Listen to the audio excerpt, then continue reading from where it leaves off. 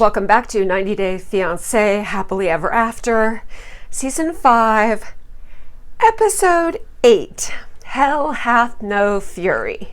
Indeed. Okay, we're going to go through this kind of segment by segment. We are not going to use cute little photos or videos because I found this whole episode strangely disturbing. I started kind of looking at it as a whole and thinking, wow, I really strongly, it's not just a case of disliking, but I am kind of disgusted by over 50% of the cast of this season, which is going to make it hard to recap. But let's go through tonight, see how it goes. I'm going to be very, direct. And I think I don't want to see, I think I'm too late, but I don't want to see the 90 Day Fiancé franchise just turn into a circus show, which was what Jerry Springer and Maury Povich were. In fact, Jerry Springer and Maury Povich, they said, we're ringmasters. We just put these bizarre, disgusting, nasty people like freaks for you to look at. It's a freak show. And if 90 Day Fiancé is becoming, and it is becoming, a freak show, and if it becomes a freak show, I don't want to recap it anymore, because there has to be, the likability factor. And that is the difference between a reality show that's going to have long-lasting, loyal audience, and again, a show like Jerry Springer or Maury Povich, where you can't have the same people on over and over again because you need the freaks to get weirder and weirder and weirder. So you know what that means. You know that every season of 90 Day Fiancé, if they continue on their current trajectory, is going to have to get weirder and weirder freaks for the freak show. And I'm personally not there for that. If you are, God bless you, that's amazing. There's a huge audience for it. Millions of people are tuning into these shows. It's massively successful. And the weirder it gets, the bigger the numbers are. So if that's what you want, God bless you. No judgment whatsoever. Everyone has different taste. Everybody has different taste. There's something for everyone, but it's not my lane. So if it's not my lane, I don't know if I want to recap it or not, but let's see how it goes. I'm still there for the other way, even though a couple people on that one are driving me crazy. But again, there's a difference between driving me crazy and disgusting me. I don't want to be 100% just disgusted. I don't want to be watching this show like this. Ouch. I want to laugh. And I'm not laughing. One of the reasons why I like my silly reality shows is because they're funny and I enjoy laughing. The first seasons of 90 Day Fiancé were hysterically funny. There were so many funny moments. And now I feel like it's all just soap opera, freak show. Soap opera, freak show. Okay, having said that, let's get on to the soap opera, freak show. I'm gonna need a little bit of mother's helper here. Cheers. Okay.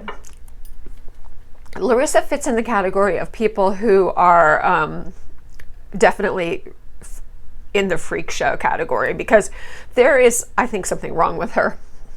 I don't think that she can control herself. I don't think she's just a wacky Brazilian girl with a hot temper. I think she has some real issues, and they really show up at the end of this episode to the point where I'm worried about her. So again, it's not necessarily that I can't stand these people. Well, in a few cases, I really can't stand them, but it's not the case with Larissa. I think that she's just basically a woman who believes that her ticket to what she wants is her sexuality, is her charm and her body, and that's why she's so obsessed with having the perfect face, having the perfect body. Everything has to be beautiful, the labels, because she doesn't have the inner confidence. She doesn't have the confidence in what is inside of her. Notice she says, oh, I would love to be like an assistant to a lawyer. She doesn't think, oh, I could be a lawyer. It's, everyone has their level. But anyway. All right, so she confronts Eric with what we started last time, which is all of the information that she got from Natalie, his friend, who I guess he briefly went out with. And he sent a lot of messages to her and spoke to her and trashed Larissa. And I don't have any reason not to believe Natalie. I'm not seeing her photos around. She's not a clout chaser, as far as I know. Correct me if I'm wrong. I don't think she's out there trying to get her 15 minutes of fame. I think that she felt sorry for Larissa. And you know, one of the most humiliating things, you don't want, as a woman, you don't want guys with other women or with other men talking about your habits in the bedroom. The only thing that you want to hear maybe is that a guy admitted to one of his close guy friends that you're the best sex he's ever had. No one's gonna mind that. But anyway, it sounds like he was pretty nasty and said some pretty horrible things about her. So she is, you know, hurt. She's deeply hurt. And, you know, again, she can't control herself. So she doesn't think about, okay, calm down, Larissa, don't get upset. Just go away. Just maybe leave. You know, this is not right. This is not going to work. You already knew last time it probably wasn't going to work. What are you doing here? But she's so desperate to have a man to latch onto for that green card. She's put herself in such a vulnerable position.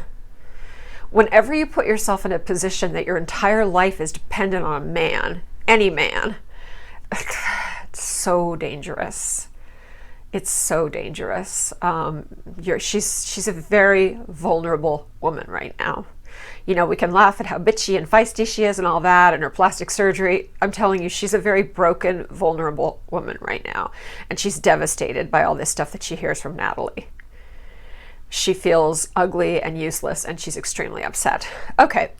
But Eric says, but it's all in the past. I did that when we were broken up, and we said that when we came back together, we were not going to deal with the past. We were just going to look forward.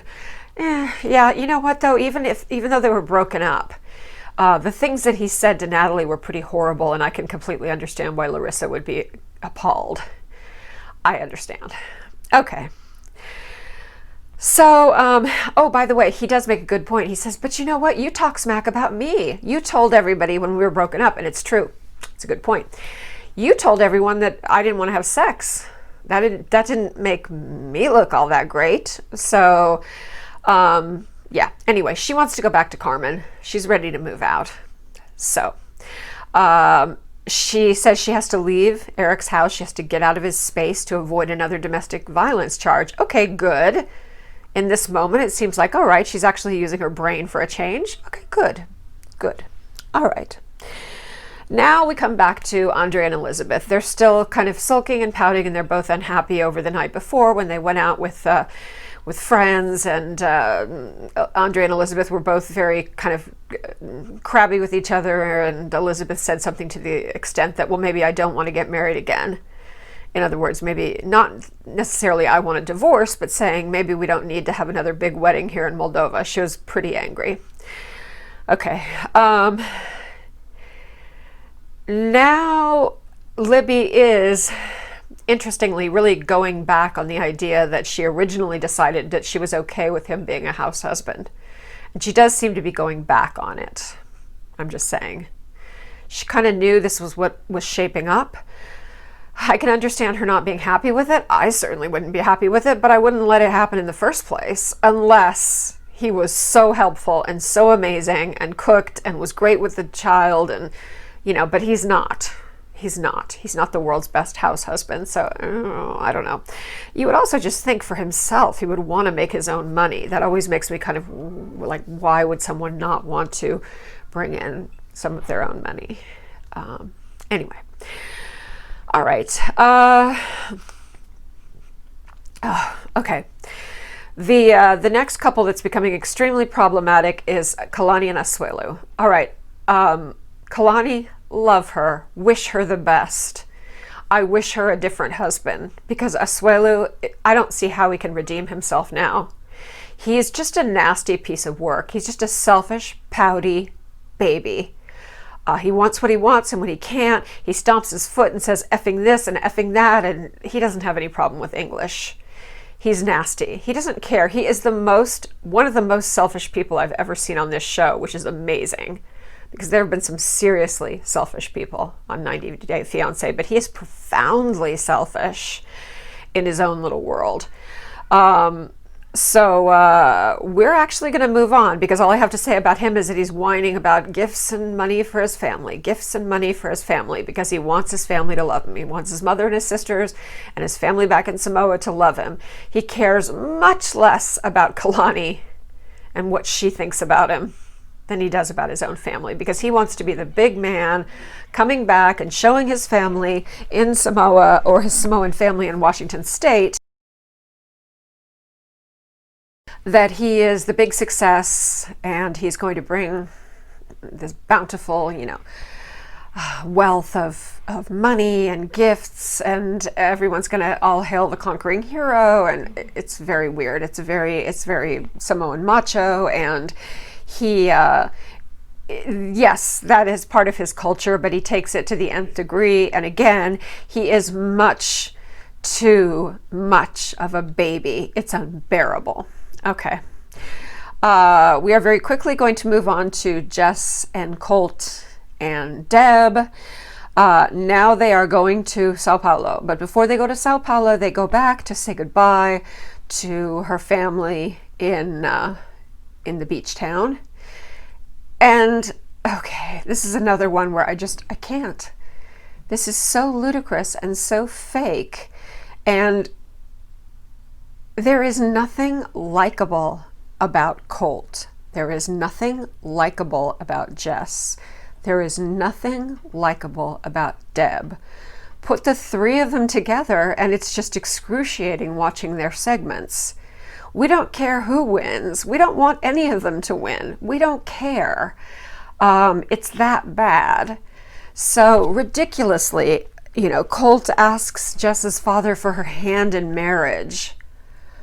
He doesn't know her. They're not a sincere couple. They don't have a connection. And of course, Deb says, I'm going to do everything I can to break them apart. I'm going to do everything I can to stop this. It's so uninteresting. I find it profoundly uninteresting. So that's another one that I would like to X out. So look at where we are already. We're at Larissa. I'm worried about her, and I'm disturbed watching her and for any kind of entertainment, because it's too painful, not enjoyable, not funny. Libby and Andrei, maybe there's some interest there. Maybe there could be some love there. Love Kalani, but Asuelu, forget it. Right off. He is not going to change. I don't know how you would change a man like that. He's not 15 years old. He's an absolute baby, and again, profoundly selfish.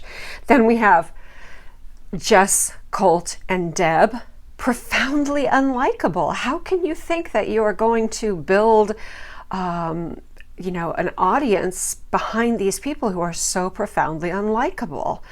Again, it's the circus factor. The only reason why people would be there for Jess, Colt, and Deb would be the circus factor. Oh, come, step right up, see the freak show, see the baby man who lives with his mother and puts dresses on cats, and see him, try and tease his mother with this redheaded Brazilian girl, and the mother's going to do everything she can to split them up. It's a sideshow. It's a sideshow, and they're all freaks in it. So. And then on to the next couple, which also falls into the freak show category, Paul and Karini.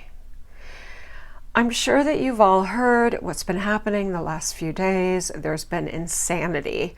Both of them they're both saying the other one is bipolar, but I think that they both seem bipolar. Paul and Karini are acting very, very bizarre, both of them. Again, neither one of them is likable. She's accusing him of horrific things. He's accusing her of terrible things. The poor baby's caught in the middle. I won't give you all the mess, but if you want to, go look it up. It's all over. It's all over social media. It's all over the internet. Just Google Paul and Karina's latest circus. And once again, it's a freak show. And what makes it even more painful to watch is that there's a baby involved. So why do we want to see another scene with Paul asking his mother to help him pay for something? In this case, stuff for his dog in a pet store. You guys, is this the best we can do? Is this the best we can do on American television? At least Jerry Springer and Maury Povich and Howard Stern, when he would have like these crazy strippers on and stuff like that, at least it would change every time. You would have a different freak every week or a different freak every day. Sometimes the shows were on 5 days a week. This is the same circus freaks over and over and over again. Is that what we're doing? Oh, okay. I don't know if I want to. All right. Then we have Tanya and Sinjin. Sinjin is very likable. I feel like Tanya is just weird. Again, not likable at all. She does not have the likability factor, not one tiny bit. I don't think there's anything deeply wrong with Sinjin. I think he just wants to move back to South Africa. I think that he realizes that he rushed into things with Tanya. Tanya is not any kind of prize. And the thing is, the capper is, unlike some of the other people, like Michael, he's not desperate to move to America. He likes South Africa. He prefers South Africa. So without that hold over him of, I'm going to start a new life in America and I'm going to get a great job really easy and life's going to be wonderful, without that over him, I don't think this couple can stay together. I really don't. Why else would you put up with Tanya unless it was for something like a green card? Anyway, so they're flying to South Africa. All right, so that's their shtick right now. Okay. Then we have another scene where Jess Jess is deliberately incited by Deb. Jess and Colt come in and invite Deb to go out to dinner with them. They're in Sao Paulo. By the way, they've flown to Sao Paulo to see the capital, and that's where I guess Jess's friends are. That's where she spent most of her life. I guess her parents retired to that place up on the North Coast. So anyway, they come in and say, come with us. It'll be fun. Have dinner. And she's like, I don't know. And then she takes that opportunity to say in front of Colt, knowing exactly what she's doing, by the way, I talked to Vanessa. The cats are fine. Because Colt lied to Jess and said that he wasn't in contact with Vanessa and da-da-da-da-da. So this is just completely fake. It's a way for Deb to torment Jess. None of this is real. None of this is real. It's not even an interesting freak show. The only thing that mildly qualified for freak show status was maybe Colt walking down the beach in a Speedo. This is really just not interesting. So I'm sure I'll get so many likes for this recap because people who like the show watch the recaps, but I think you can tell I'm coming to the end of the road on this one.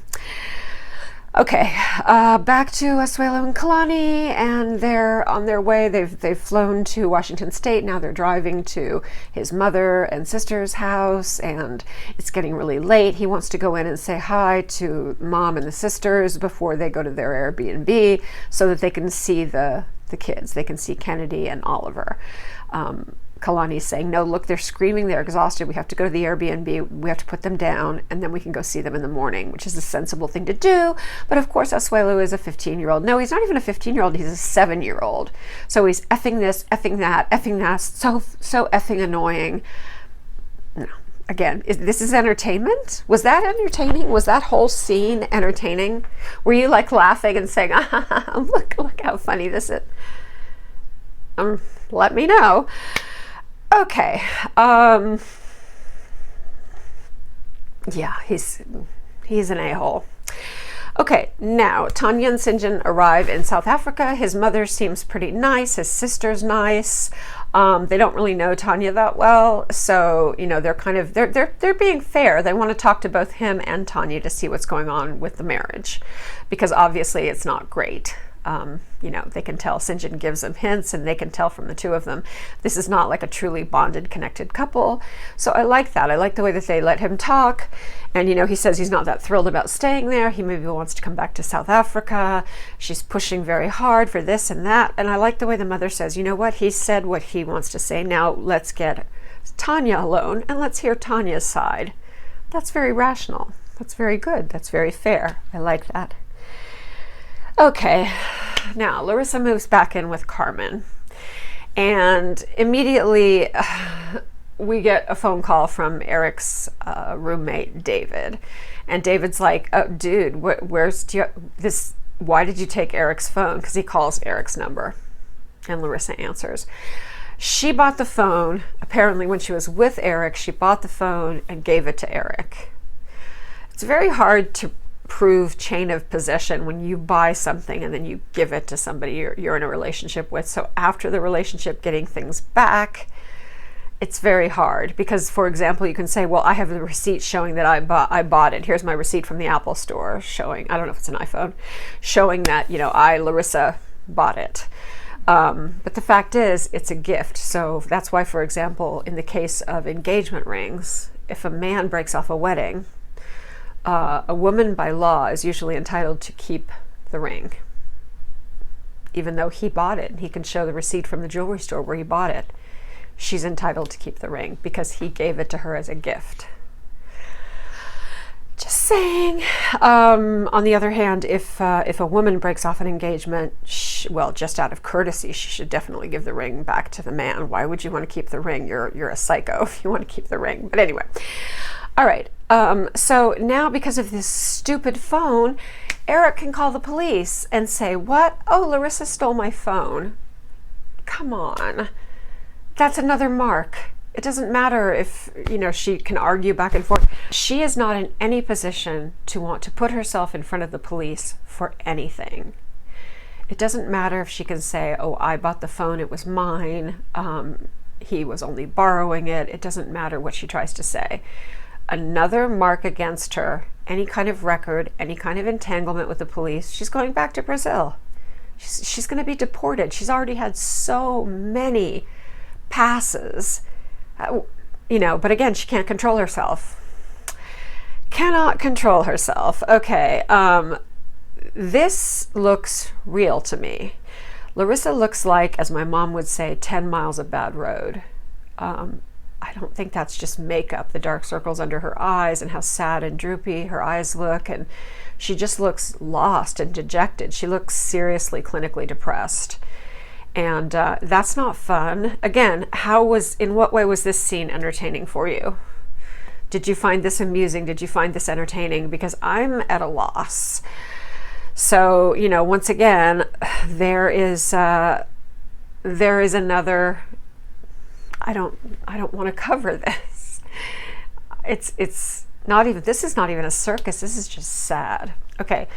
I said I wasn't going to mention Angela and Michael, but I do just want to mention, because I'm a human being, Angela does not have uterine cancer.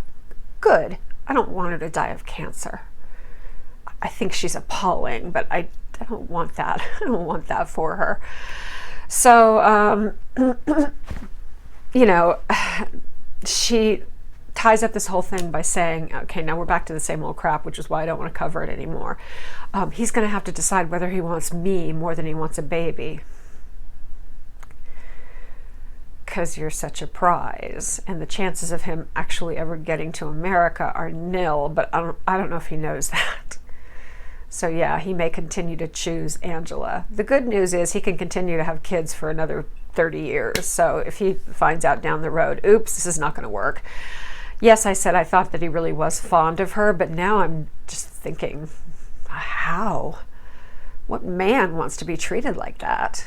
Wants to be belittled and humiliated by a woman like that? That's not funny. I don't think it's funny. I don't think it's cute. I wasn't laughing. So, all right.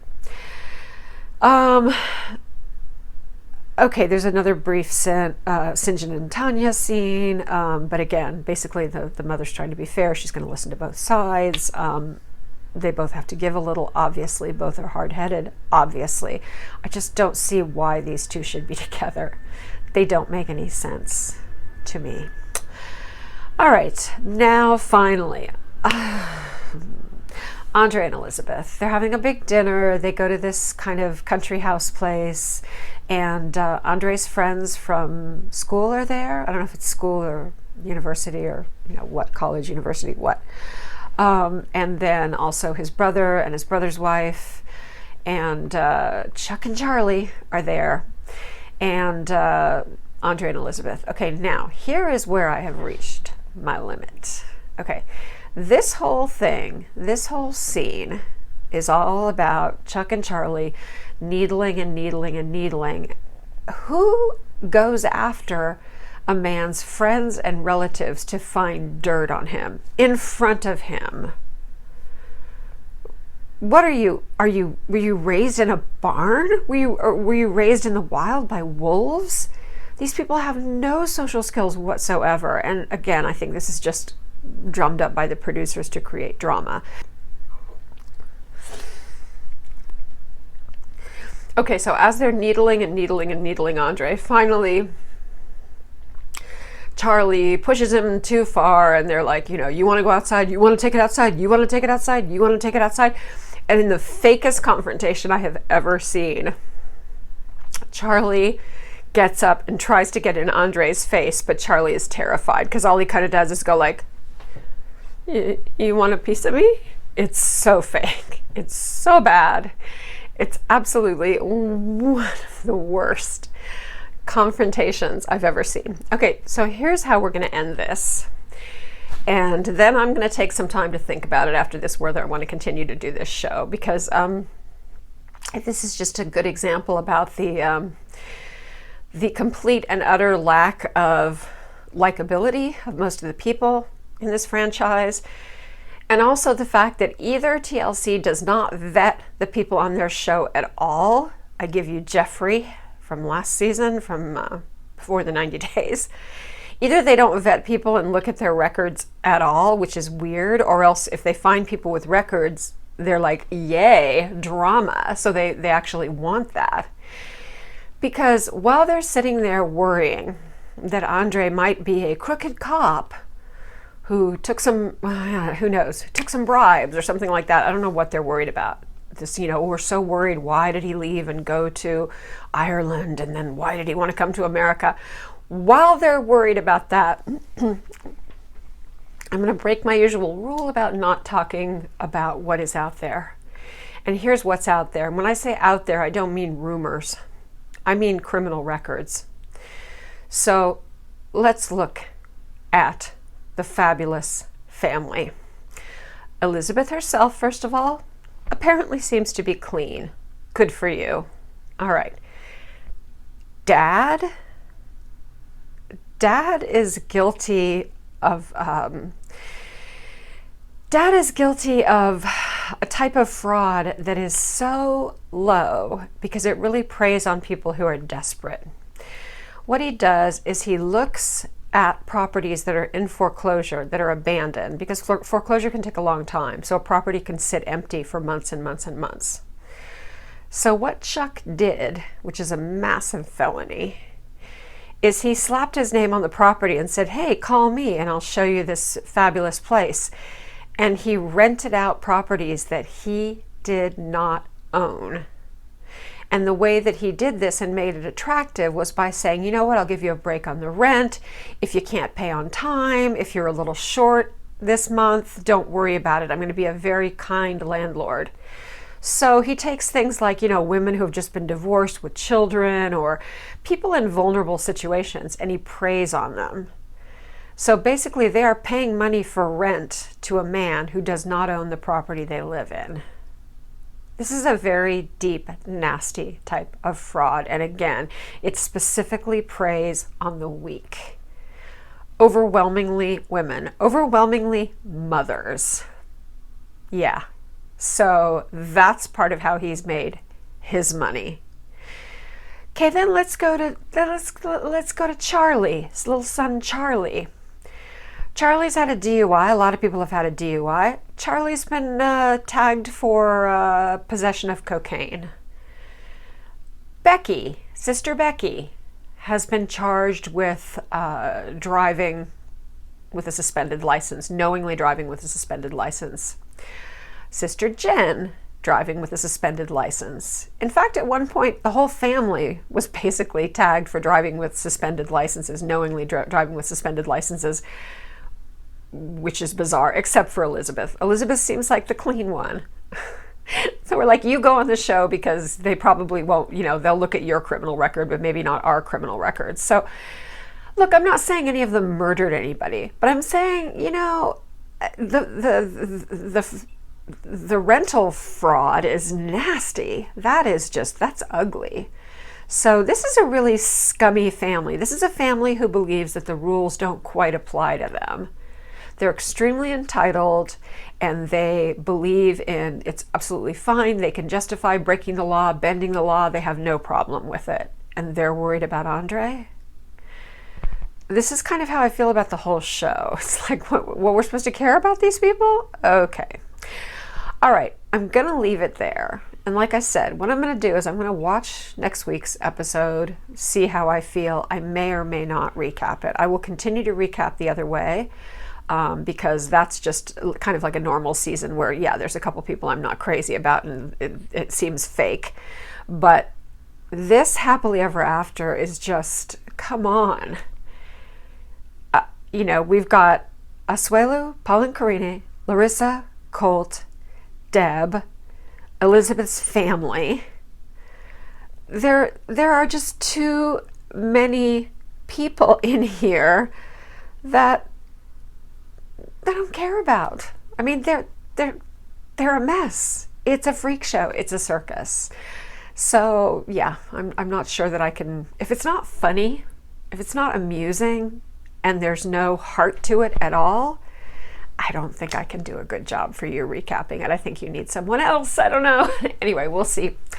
Anyway, look for The Other Way. I will continue to do that. And remember, I am gleefully, because it's much more actually in my lane, gleefully recapping and throwing a lot of shade on the Real Housewives of Beverly Hills and New York, and soon Potomac as well. I'll do all the Real Housewives franchises. And again, you know, even if some of the characters or some of the women are horrible on those shows, there are always a few that are truly likable that you're rooting for. And that's what I need. I need a little bit of heart. I need a little bit of likability factor. Even if they're mostly driving me crazy, I don't care. That's what keeps me drawn in. Then I don't mind the mess. Then I don't mind the, you know, the train wrecks and all of that, and the drunken rages, and you know, I don't mind. But anyway, again, that channel is Real Housewives TEA and Shade. And I'm also posting those on this channel as well. So we'll see what happens. Anyway, thank you for joining me. I'm really happy to see you here.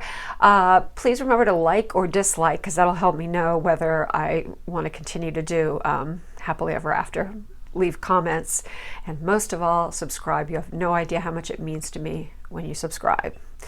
If I drop Happily Ever After, I will add other things. Like I said, I've already added the Housewives franchises. I will add something else as well to make up for Happily Ever After. You can absolutely bet that I will be doing the Darcy and Stacey show, because I don't care how fake that is and how ridiculous. They have two things that are important to me. They are funny. Oh my God, are they funny? And they have a certain likability. So yeah, I'm definitely going to be doing that. I'm looking forward to it, actually. So all the best. We'll see you soon. Keep watching.